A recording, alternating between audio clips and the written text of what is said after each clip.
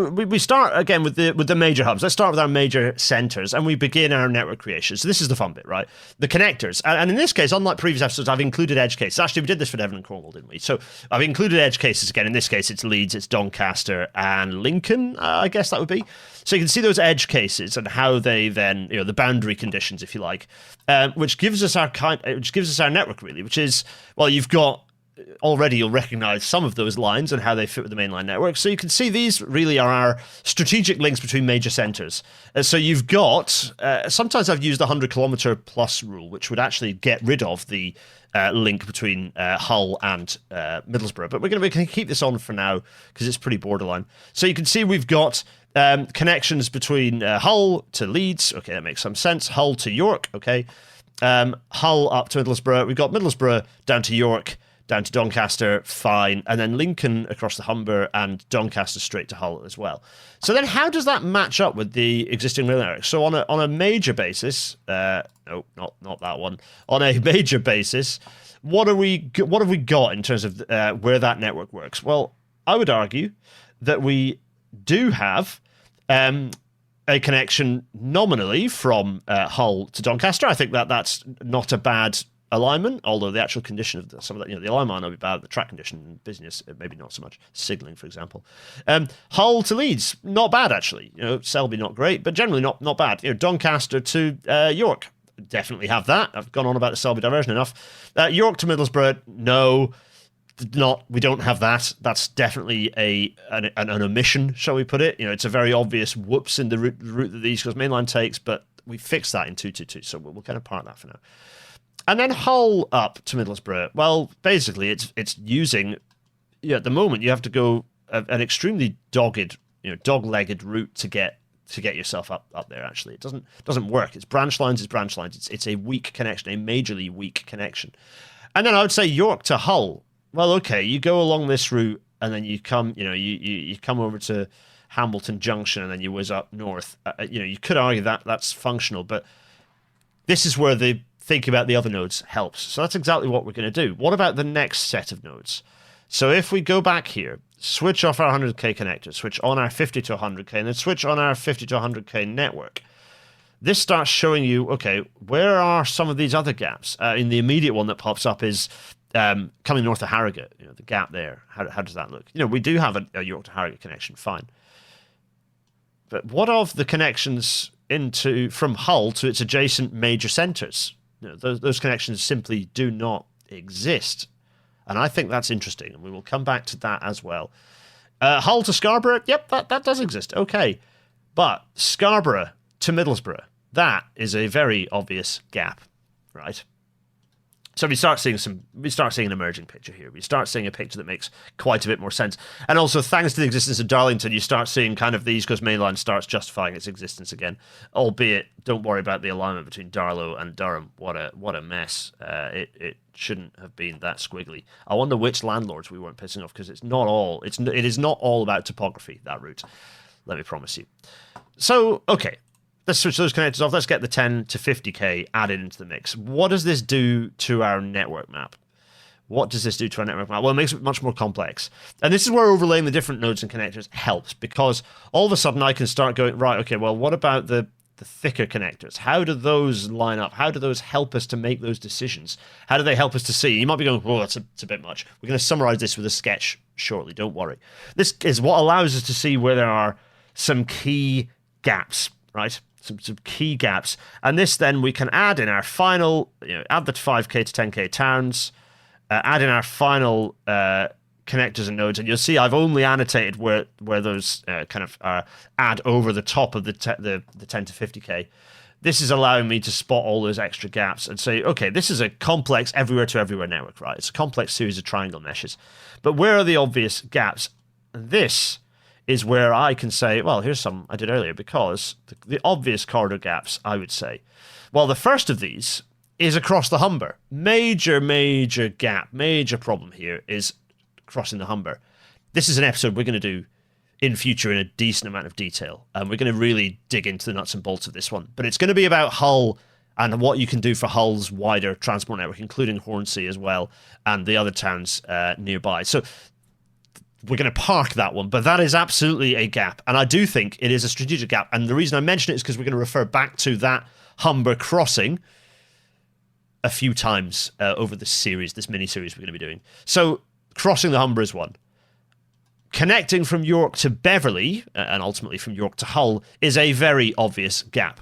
We're going to talk about that case, but think about that case. Right, okay, so Humber crossing, we have the local case because you've got the local population either side of the Humber would benefit them. The regional case is that you'd be connecting Grimsby, Scunthorpe, and Hull into a larger urban and industrial area, some major industrial areas that would get the benefit of access directly to Hull for workers, skilled, or otherwise. There's no such thing as non-skilled work until you get to the top of the CEO chain, right?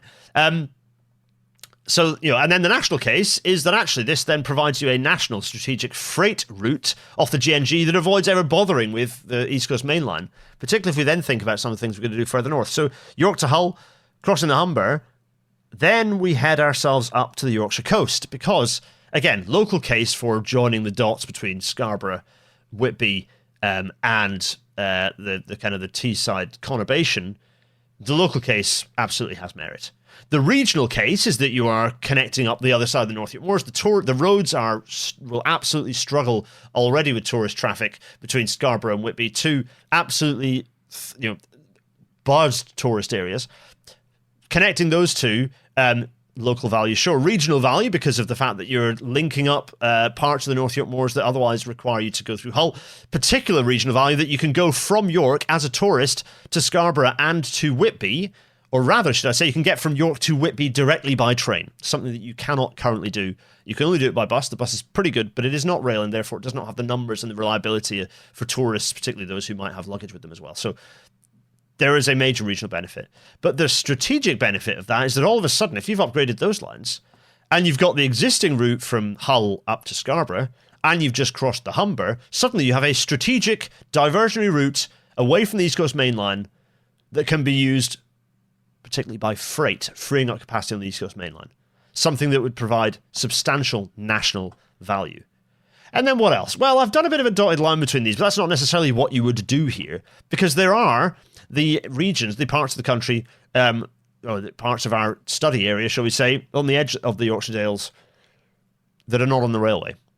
And there are different ways you can deal with that. One of those ways is by creating a railway that connects, a corridor that connects Harrogate with Ripon, with Leyburn there, Leeming Bar, and up to Catterick, Richmond, and back to Darlington. That could be one route, but we're going to look at that. That starts getting very fiddly, and the balance between local, regional, and national becomes more complex in that area, and therefore something that we need to think about in a bit more detail. So there is our network map. There are our gaps. Let's just take off our connectors and have a look at the existing network with those gaps. So yes, you've got a gap that would be, connecting spanning the Humber, or rather going under the Humber, in fact, spoiler alert. You've got York Hull. You've got the Yorkshire coast, and you've got doing something about the major towns on the edge of the Yorkshire Dales. So let's summarize that for people who just saw CAD and it was scary and had lots of lines in it. Let's kind of summarize what we've discussed and look at these route corridors that we've kind of come up with. So our study area. You have the major centres, 100,000 plus. You've got Leeds, Donny, Hull, York, and Middlesbrough. You have the smaller places, Durham, Stockton, Hartlepool, Darlington, Scarborough, Harrogate, Scunny, and Grimsby here. You then have all of those smaller places as well. Onto this, we put the East Coast Main Line. This is our main north-south and our only intercity railway. Leeds does not have an intercity connection. It has intercity trains using a slow regional branch line. So we have the only intercity main line there running up from Donny, York, Darlington, Durham, and beyond. You've got the rest of the existing network as it is. So you can see the existing network here. Fine. Here is the currently electrified part of that network for interest, and I'm including in dashed lines the ongoing electrification between York and Leeds. It's happening, steadily.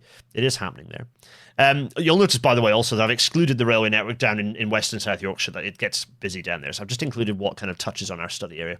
So remember, local, regional, and national need is what helps us to understand what areas we need to be thinking about. And so the first of these is Hull, the Hull area, which we're going to do in its own episode, including crossing the Humber. What about local, regional, and national for York to Hull? Well, yes, you've got the local case for the towns that are between York and Hull.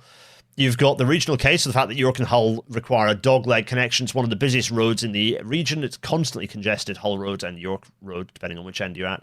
Absolutely a key corridor with strategic benefits. There are strategic benefits to doing that, including Hull having a direct northern connection to the mainline railway network. So Hull to Scotland becomes a more viable proposition as well. Local, regional, national. What about our Yorkshire coast? We've already talked about this. Local case serving places like Whitby directly and giving Whitby a direct southern-facing connection. You have the regional case of providing those the connectivity. The local case is all the stations you add up. The regional case, getting Whitby on the network and providing that kind of cross connection from Scarborough directly up to Scotland as well. North Scotland-facing service. Although the Scarborough-York connection is not bad. And then the national case is that by doing this, you suddenly have an alternative potential freight corridor along the coast. Climate change and geology along that coast. We'll get to that in the episode when we do that. And then local, regional, national becomes more challenging when you then think about the stuff that's scattered between Harrogate and Darlington on the edge of the Yorkshire Dales. That becomes more challenging to think about. And again, we will dedicate an episode to thinking about that and how you how you manage those challenges and what perhaps you can do along there to deliver railways to people who ought to have them. And also for, of course, those strategic reasons along freight particularly is always a source of key strategic benefit. So those are our 4 corridors, of which 3 we're going to be looking at in much more detail in this mini-series.